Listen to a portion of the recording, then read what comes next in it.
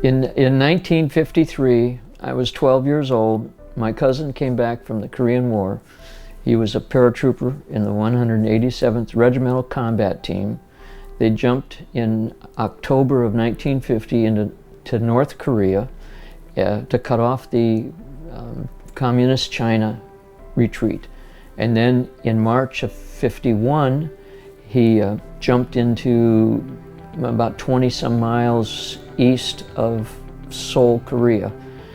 Anyway, so he came back after the war in 53, and he gave me a belt buckle that he picked up in Japan that was unauthorized, gave that to me. 6 years later, I joined the Army, and I enlisted to be a paratrooper, and I ended up at Fort Campbell, Kentucky in the 101st Airborne Division. But anyway, it all started with that belt buckle.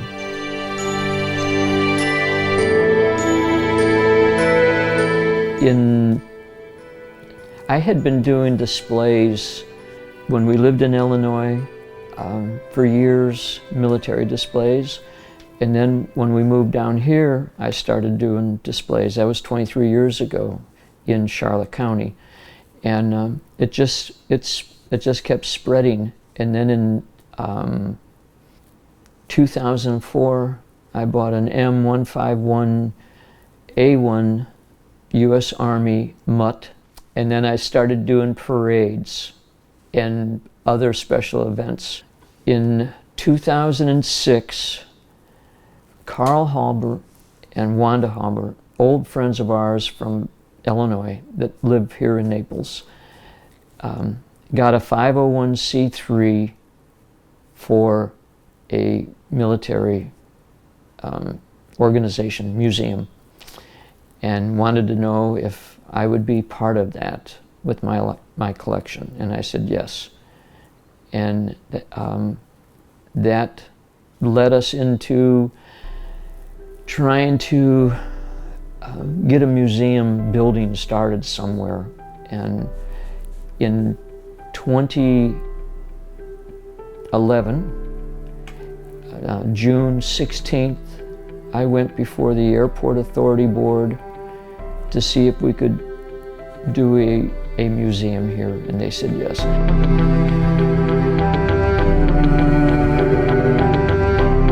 Memorial Day event at Cambier Park in downtown Naples, and I asked one of the museum members if the guy that I had met from the airport was there, and he said yeah. He had the Marine Corps red hat on, and he was on the several hundred feet away behind all the chairs, and introduced myself to him again and asked him if I could meet with him, that we would like to put a couple cases in their airport with military aviation from World War II. And he said, this is my secretary's name, Karen.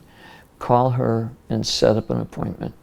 And so 2 weeks later, I went into his office with all the photographs of all my aviation collection, and that led to eventually going in front of the Airport Authority Board, and instead of having space for 2 display cases like we have here, we ended up with this room.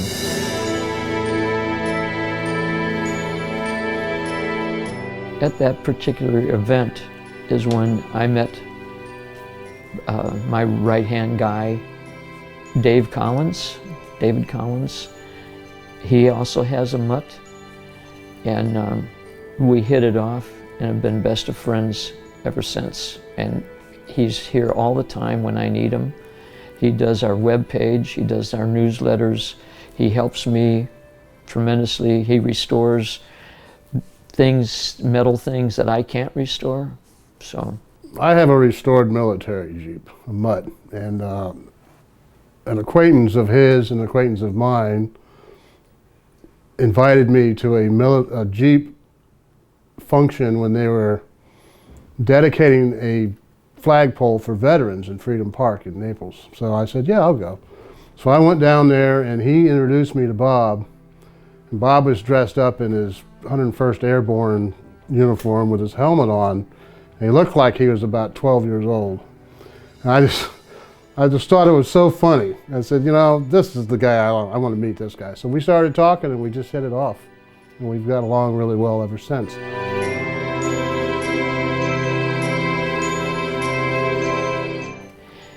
That's hard because there's so many. I originally kind of started after I went in the Army. I was getting some airborne stuff from some of the guys that were World War II and Korean War veterans that I was stationed with. And I always kind of leaned towards paratrooper stuff. And then during the Vietnam War, special forces are all airborne qualified. But it's the museums now, you know, but it was mine for so long, you know, it's hard not to say mine or I anymore. But everybody in the Special Forces case from Vietnam were all friends of mine, and unfortunately every one of them have died from Agent Orange. There's a whole collection of World War I items from Ray Walker Sr. that Ray Walker Jr. Donated to me in like 1999 of his dad being in World War I in France. And you know, it's his uniform, it's his overcoat, it's a trunk that he was a regimental sergeant major. They made a special trunk to send all his personal stuff and his trophies. We have a bunch of World War I German stuff on display that his dad sent back. Really, I mean, it's just, you can go to every case here.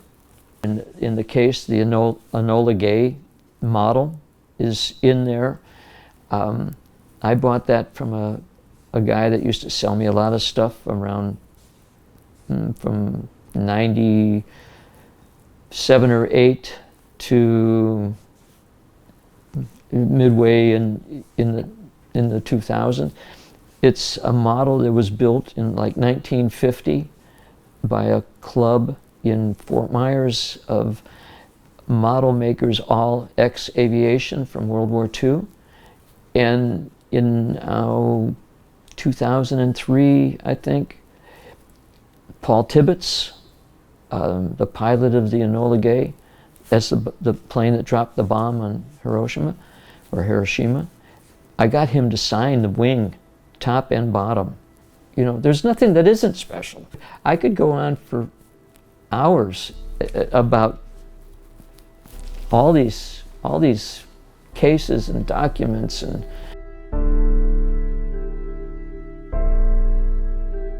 the people who have helped a lot on doing everything here. A few board members. David has been since 2010. He was, when we first opened this up, he was here when it was just 2 cases, maybe 3 cases, and tables with tabletop displays on them, and all kinds of stuff on the wall. But Pat Radley, he was a board member. He built the wooden cases that are behind you and the ones that are in the annex. He hung stuff. He was eager to help all the time. Right now we have Jimmy comes in and he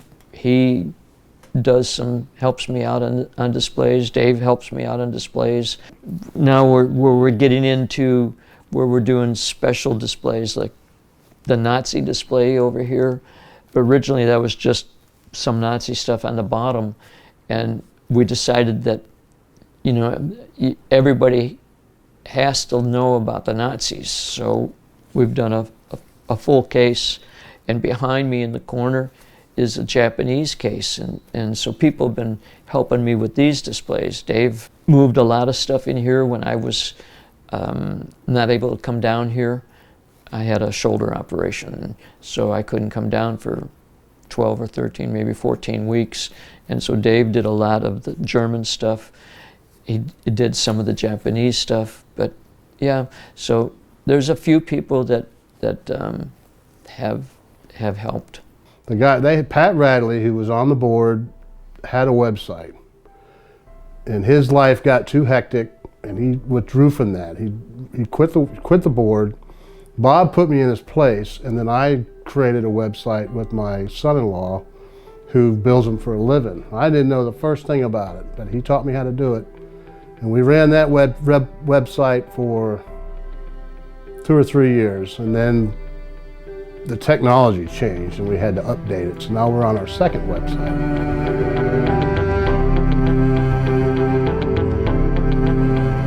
A lot of this SS Nazi stuff that is in here, like the hats on the top, the flags, the black flag, all the flags hanging, a lot of these pennants and there's silverware and stuff. Dave Collins's father's uncle was in Patton's army, was with Patton. Not just in the army, but you know, like in his close knit. And when the war was over, he filled up, I'm not sure on the quantity of this right, but like a half a dozen 55-gallon drums of Nazi stuff and sent it home because he was with Patton, close with Patton. He was able to do that. In the Japanese case that came from 2 or 3 guys, a Marine, Ray Walker Jr., was a Marine in the South Pacific, and I got a rifle from him, all Japanese stuff, a sword, just flags, a bunch of stuff. And then Pete Nash was a sailor over there, and he was on the Admiralty Islands, and he just got a trove of stuff. And there's some stuff in there that is extremely, extremely rare. There's a German Luger in there that's on loan to us. I don't know the guy's name. He bought a house to rent up in Fort Myers. And the guy who was renting it passed away and had no relatives. So he was up cleaning out the house. And the old console TVs, the wooden cabinetry on the old console TVs, you know, from the 50s and 60s, he was moving that, going to get rid of it. And when he jostled it, he heard a clunk.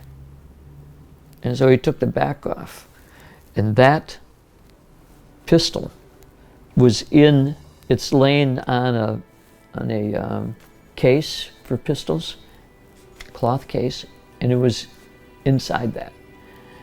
And he had it for 20 years. And when we opened up the museum, he came in and put it on loan. But we don't have his name.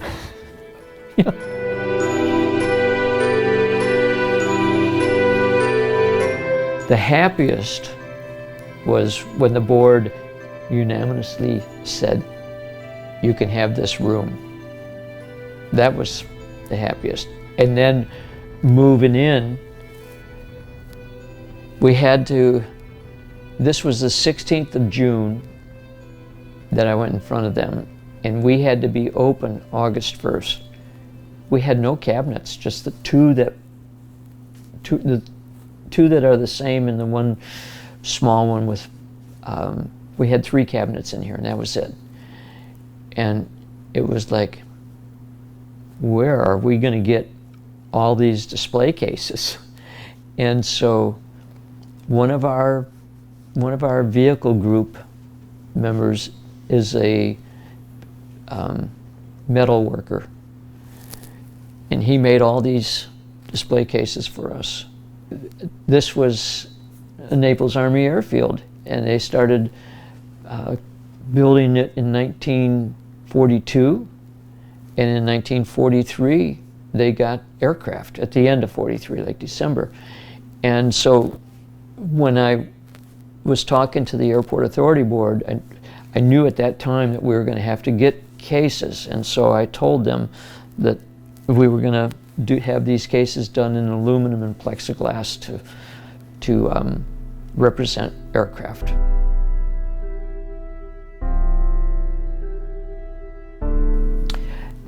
You know, we live off of donations, so sometimes it gets like we can have enough money to pay our rents, you know, and pay our insurance, and you know, pay for this, pay for that. But we've always we're not on a budget like big museums, because there's no money goes out. Everybody's volunteer. I live in Punta Gorda, 72 miles from my house to this, my front door to this front door, and I come down once a week. I bring my own lunch. I pay my own gas. Dave lives 7 miles from here. He doesn't collect a dime. Nobody does. There's no salaries whatsoever. The only money we require is to pay for the supplies we need, computer supplies and printer supplies, you know, because we print out. We try not to. Most photographs in here are printed out of the original photographs are stored in protective sheets so that they don't deteriorate. Well, we've had some come in here, you know, but we don't get any support from government entities at all. You know, we basically, it's more like a private museum, because we're not even connected to Collier County museums. Right. Bob started this thing by himself, him and Ted Soliday. That's why we run on donations. We don't have this huge budget like the Collier museums do. You know, they got beautiful buildings with beautiful cases and yeah, all this other stuff, but they charge you to go in to see them. This is free. The money comes strictly in that donation box over by, there's an ammo box over there, and that's pretty much where we get sometimes, the cases have all been sponsored by people, and the only thing they had to pay for is what the cases cost us. These cases, custom made, cost us $1,500 a piece. That's why it's been harder for us, because we don't have the support of the county to help grow and get our own building. And if we had our own building, sky's the limit to how great this museum could be. But we're tucked inside of an airport that doesn't even have any airlines. You know, it's basically a hub for rental cars. And, you know, we just can't, we tell people about it and they come in here and they see it and they tell their friends. I mean, on the website, I have an analytics program on the website, and I go in there about every week to find out who's looking at the website and where they're looking at it from.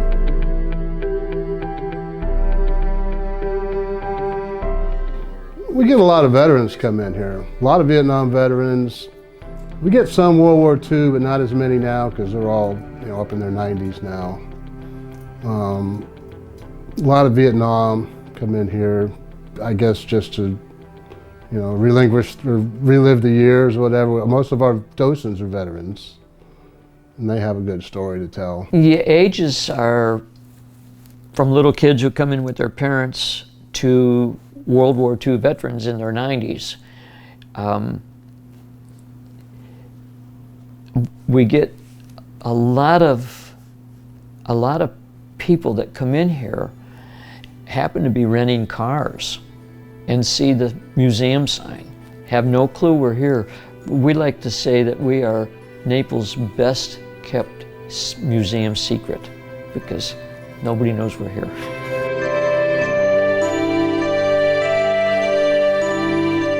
People who've lived here their whole lives, of course we've only been here since 2011, so 7 years, will come in and donate something and say, we never knew you were here.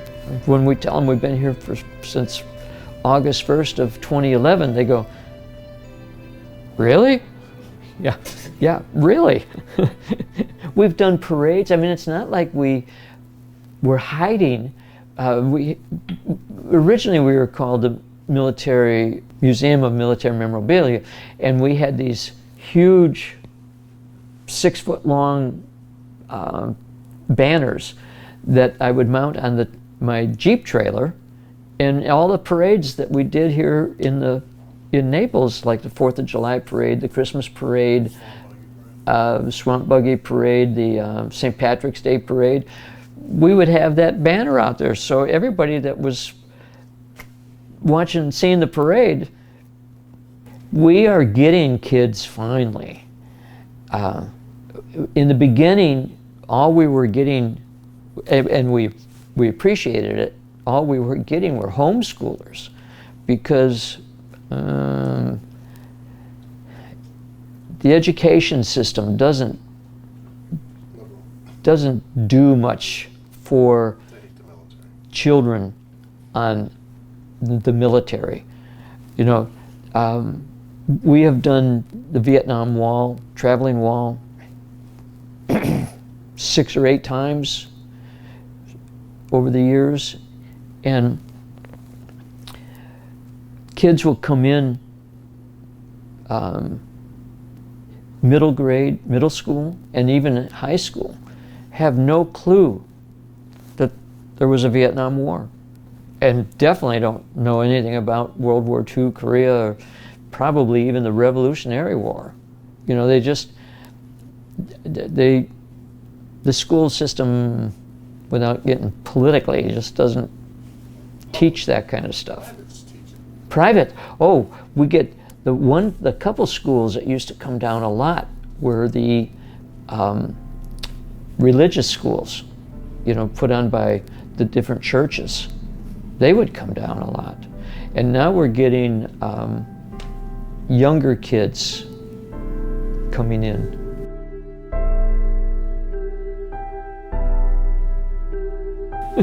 That's where, you know, the advertisement, we did pretty well with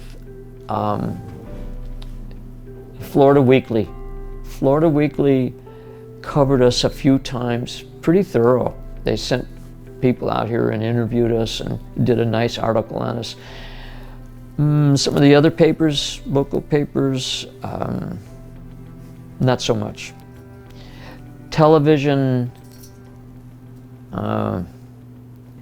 maybe once or twice when the warbirds were here, the B-20, the B-24, the B-17, the B-25, P-51, Fifi, the B-29. Sometimes, a few times when they came in, somebody might have showed up from a television station, but very seldom. I created it. I do everything on the website. I've put out an offer that anybody that wants to write something to put on the website, I'll make no problem. I have no problem with that. So far, nobody's taken me up on that. But as far as the analytics go on the back of the website, I have people from Germany, England, Spain, Australia. People from all over the world are members of the website, and they get a newsletter every month. If you go to the website, on the bottom, on the left-hand side, you just put in your web address, your email, hit enter, and you get it. So right now there's only maybe 400 members of the museum, not specifically members of this museum, but members of the website that have signed up for the website. But I send out 2,500 newsletters every month, so somebody's reading them.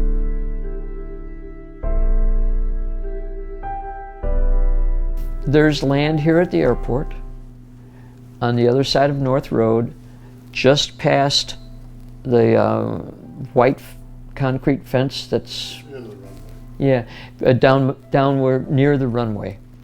And there's land on the south side of that road, of North Road, and there's property there that we can build on.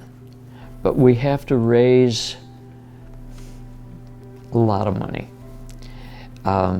millions to build, because the land is low, so it has to be built up, and we can only go 2 stories high because it's close to the runway.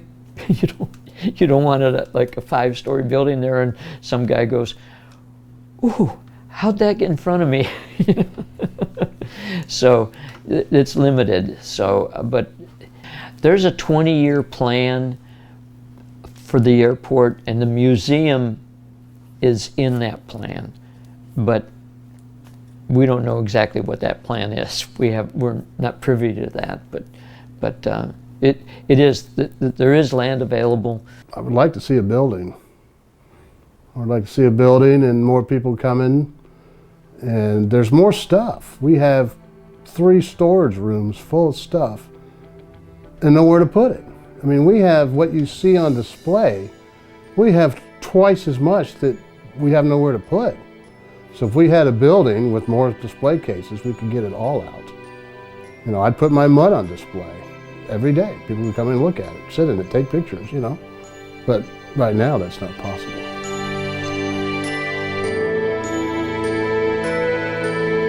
In 2000, I think it was, they had opened on November 11th, they had opened a museum at Fisherman's Village. And there was a guy that had his collection in there on Pearl Harbor. And he was charging them $4,000 a month. They only had 100 items themselves. The museum only had 100 items, so they couldn't open up with 100 items. Yeah, Fisherman's Village, you got all these shops in there, so the ladies are all in shops. There's restaurants all over the place, and the guys, while the ladies are shopping, the guys go into the museum. Anyway, so they were paying this, and people from the marina, I worked there at that time, and when I was doing the 4-day events over Veterans Day, 9, 10, 11, and 12, these people, after they opened, they were going down to the brand new museum, Military Heritage Museum in Fisherman's Village, and saying, "Hey, did you ever see Bob McDonald's or Bobby's collection?" And no, they didn't even know about me. Well, finally, the president of the museum, Clyde Pryor, called me up one day, and he says, "I understand you have a large collection." And I said, "Yeah, I have about 5,000 items at that time." And he goes, "Oh." He said, "Can I talk with you?" And I said, "Sure. I work at the marina. We have our lunch from 11:30 to 12:30, unless there's no boats going in, and it could be 1 or 2, And I was the supervisor of dry storage at that time, and so he came down, and I brought a photograph album of every year I took all these photographs and then put them in of that year in the album. So I brought one down, and we sat there for almost 2 hours. He was going through each of the pictures, and he said, "Would you mind coming in December? We have our annual board meeting, and all the members of the museum will be there." And I said, "Sure." So he wanted me to tell them about my collection. So I brought 4 albums down and passed them around, and when they got through all their other business, they invited me up to give a little talk. "Would you ever consider doing displays for us?" And I said, "Sure." And he goes, "How much are you going to charge us?" And I went, "Nothing. All those people out there and all you guys paid for it. You paid for all that. You went to war, most of them. Most of them were World War II in Korea, and some Vietnam.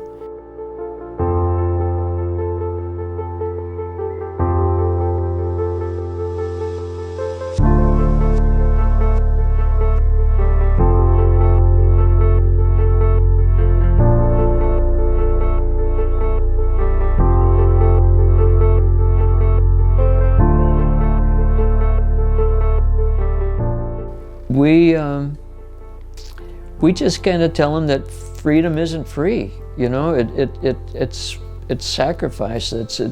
You wouldn't have, if you don't have a military, then you're going to be like Cuba, under a dictatorship, and not have any rights.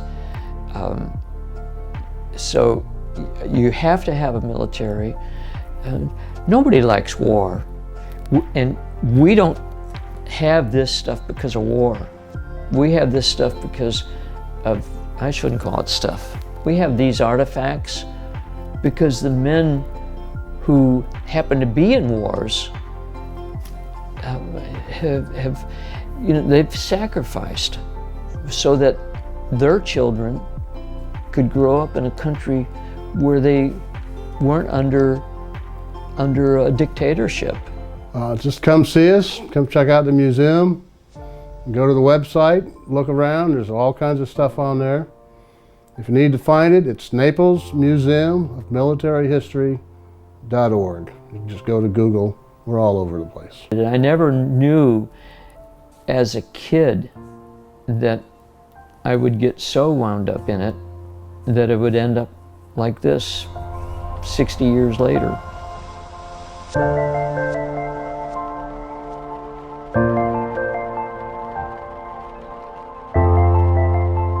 This is a wonderful experience. I've been interviewed before, but never like this. You know, this is very, very, very special. I mean, truly.